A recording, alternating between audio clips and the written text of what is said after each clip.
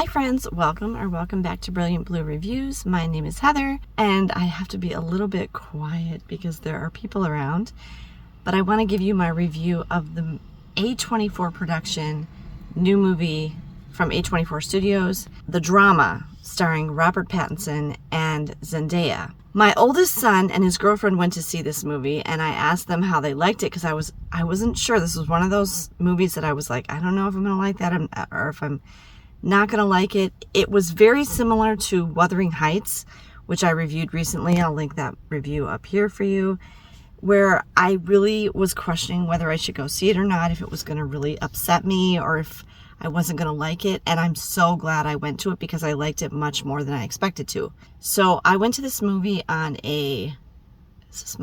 day is this? Friday. It's a Friday afternoon. This movie was released a little while ago. It's been a few weeks, I think. And I saw it on a Friday, like at noon, basically, in a small town. I was the only person in the theater, which was nice because I got to laugh and gasp and stuff like that without having to worry about anybody thinking anything weird about it. So this is a drama, basically. The two main characters, Charlie, played by Robert Pattinson, who is British, which Robert Pattinson actually is British. And I don't think I'd ever seen him in anything where he has his own accent, an actual British accent. I actually had to stop in the movie and look up. Is Robert Pattinson actually British? I mean, maybe there's other stuff he's been in that everybody else knew that, but somehow I missed that. So he's playing Charlie, and Charlie is the head curator. They live in Boston, I think is what was implied, is that they live in Boston. And at first I thought it might be New York City, but I think it was actually Boston. And he is the curator at something called the Cambridge Museum, which I don't think that's a real place. I should really ask my son and his girlfriend because they lived out there. She lived in Boston for years. And we've been to Boston a lot, but I should know this. But I think it was a fictitious museum. Emma, played by Zendaya, his girlfriend, then fiance, wife, through the movie. And I don't think they ever really say what her job is, but she works somewhere too.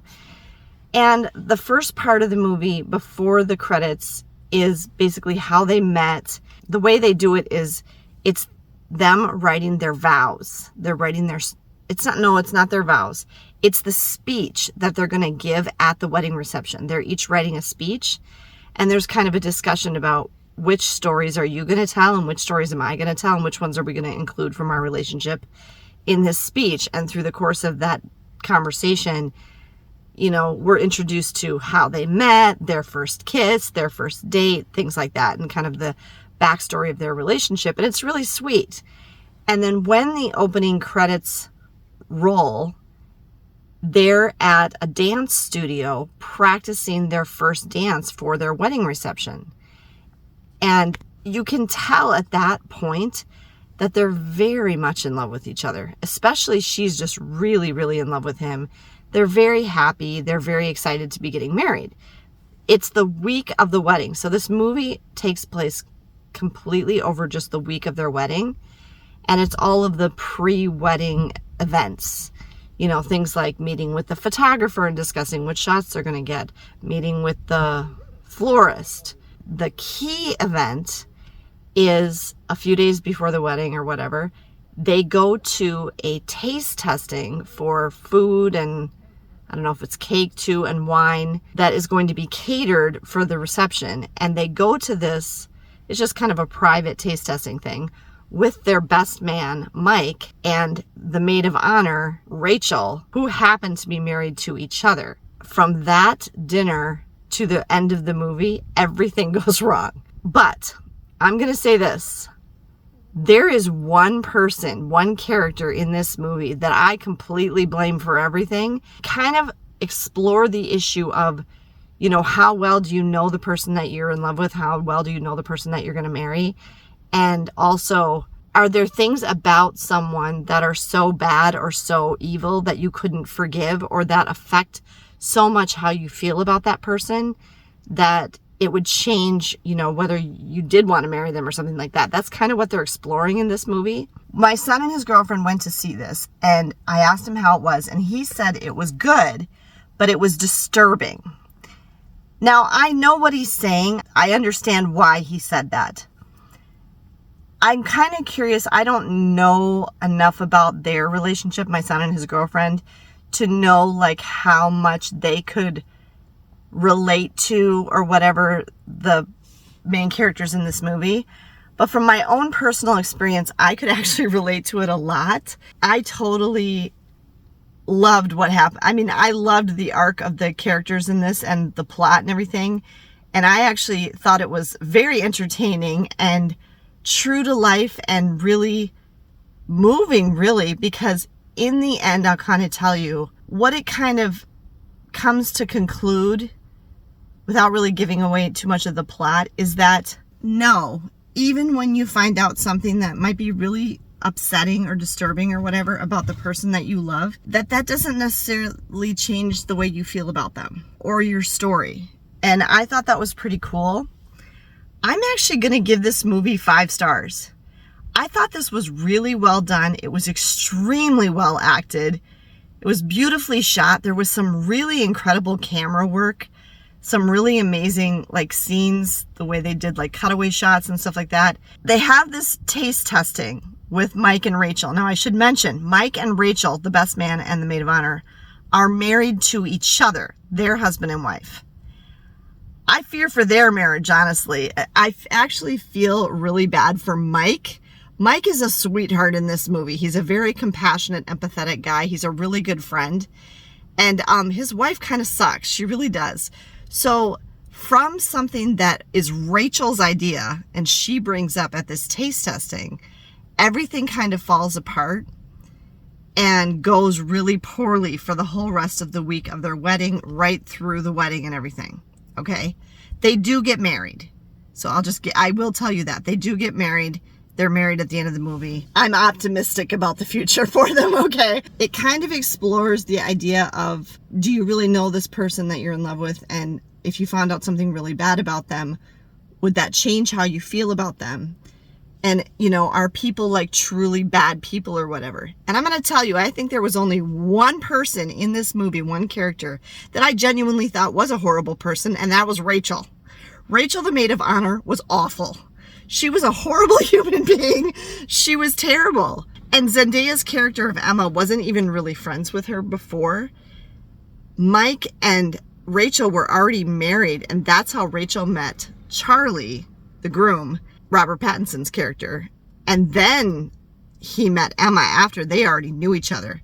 So the fact that she chose her as her maid of honor was kind of a little bit odd. Even Rachel says that when she gives her maid of honor speech at the wedding. Basically, Rachel decides that they're going to do this. She kind of betrays her husband's privacy, really. She betrays his confidence, Mike's, at this taste testing and sort of forces him and Charlie and Emma to reveal things about themselves that are pretty, you know, like they basically reveal what's the worst thing you've ever done. This is shown in the previews. And I have to say, honestly, of the 4 of them, when they share what the worst thing they've ever done is, I still think, and so did the character of Charlie, think that the thing that she did was the worst thing of the 4 people.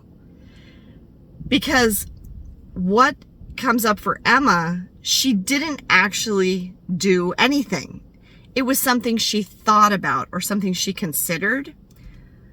And when you understand her story and her background and, like Charlie says, the culture in the United States and everything, I didn't think it was that surprising or shocking or anything. I was like, gosh, yeah, Charlie makes some really good points later in the movie when he thinks about it more that are very valid points. Because of this reveal, the couple, Charlie and Emma, through the whole movie, start doubting everything they know about each other, their love for each other, their relationship. And there's some really interesting creative camera work throughout the movie that is obviously their worst thoughts, assuming the worst. But you don't actually know which one of them is assuming it's going to go this way. You know, there's these little scenes thrown in like, wait, is that actually what happened? Oh no, that's just them thinking about what's going to happen. It's both what they wish would happen at that moment and what they're afraid would happen. And I'm very familiar with this concept. This is like, you know, sometimes we need to assume the best about the people that we love. But sometimes we do go down that rabbit hole. We do fall down that dark thing. We do start to spiral, and we assume the worst. This movie does a really great job of showing how that works in someone's mind, but it doesn't really necessarily explain who's thinking what, so that's kind of intriguing. And it was very creatively done, but I think it was really accurate to how people in a relationship can have doubts and, question things and be afraid and all of that. So I thought it was really, really well done. I think it was really well written, and I think it was really well acted. And just like the storyline of it and the way it was shot and everything, I thought was very, very good. It's rated R and definitely needs to be rated R. It has a lot of adult content. There's some pretty bold sex scenes shown. There's a lot of adult, subject material. There's drug use shown. There's a lot of drinking shown. There's a lot of vomiting. Actually, there's people throw up a number of times. There's a whole bunch of adult situations. There's a lot of profanity. So this is definitely deserving of its R rating, but there was nothing in the movie that made me go, oh my gosh, or I can't look, or anything like that. So, any mature adult is going to be fine with it, but it's obviously not appropriate for kids at all. But it was very well done, and I would give it 5 stars, and I think it was worth seeing. It's not one that you would necessarily have to see in a theater. This would be perfectly fine to see on streaming. There's nothing cinematic about it that's especially necessary to be seen in a theater. The one thing that I think was interesting was the use of sound. Right from the very beginning of the movie, they explore sound because Emma, the character of Emma that's played by Zendaya, is deaf in one ear. And that's significant to the story, actually, and even to the way that Emma and Charlie met. They play with sound a little bit. And the other thing that I did think was really cool was I really liked the soundtrack. The soundtrack was really good. A whole bunch of songs that I really liked that I've never heard before. And I'm definitely going to check out further because I liked it a lot. So that was my review of the drama. If you found this video helpful or interesting or entertaining in any way, I really would appreciate it if you would give me a thumbs up down below. And if you don't want to miss any of my upcoming movie, theater, or book reviews, I do have 2 live theater productions coming up in the next month that I'm going to be going to. So stay tuned for those if you're a theater fan.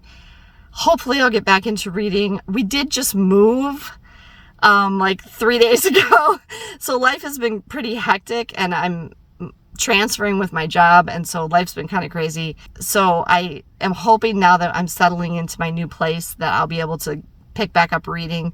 So if you're a fan of my book reviews, stay tuned because I'm hoping to have more book reviews soon. But if you don't want to miss any of that, make sure that you're subscribed to the channel. Thank you so much for your support. Have a great day, and I'll see you next time.